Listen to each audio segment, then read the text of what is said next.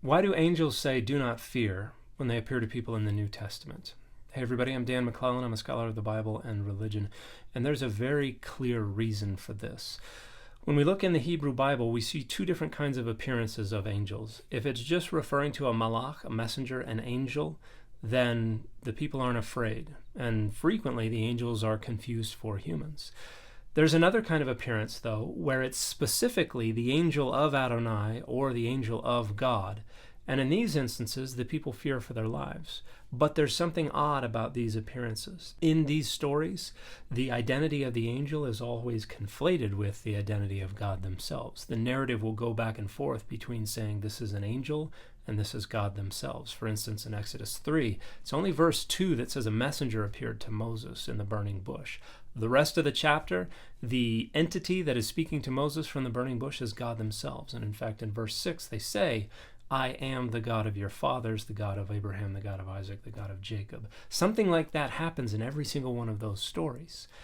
And we know from Exodus 33:20, God tells Moses, "No human can see me and live."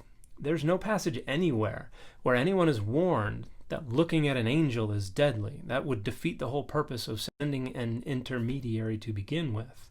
So why are these people so fearful? Most of them say they don't want to look at God, or they're sure they will die because they've seen God. The only place where it is the angel that they're afraid of is with the story of Gideon in Judges 6. But there's a simple explanation for what's going on here.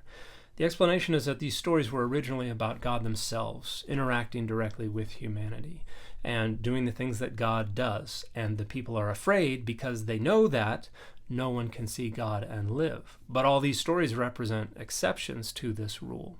Somewhere along the way, people became uncomfortable theologically with God interacting directly with humanity. And so scribes started adding the word malach, angel, before the name Adonai or the title God.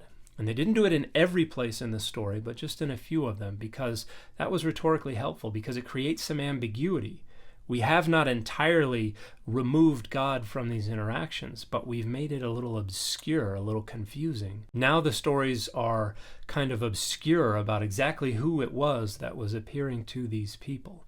And this is something that we see in later literature, in the Targumim, in the Septuagint, in the Dead Sea Scrolls. We see the word angel being added to texts in order to distance God from those events. For instance, in Exodus 4:24, God meets Moses and tries to kill him. But the Septuagint translators were uncomfortable with that. So it's not the Lord who tries to kill Moses, it's the angel of the Lord. This happens in a variety of places. And we also have textual evidence that these things have been manipulated. In the Greek translation of Judges 6, for instance, the story of Gideon, the passages where it's God and the passages where it's the angel of God are different from what we have in the Masoretic text. And then in Exodus 3, where it mentions the angel in verse 2, in Josephus's telling of this story, and in the Vulgate's version of Exodus 3, there's absolutely no mention of the angel whatsoever. They probably preserve earlier versions of this story before a scribe wrote the word angel in verse 2. So what happened was we had stories about God themselves visiting people. They feared for their lives, but they didn't end up dying. Scribes write in angels at some point. The New Testament authors now have two different types of angelic appearances, and they decide to treat the fearful appearances as the more rhetorically useful. But when they tell stories of angels visiting humans in the New Testament, they want their angels to come in and say, "Don't be afraid," and then deliver their message.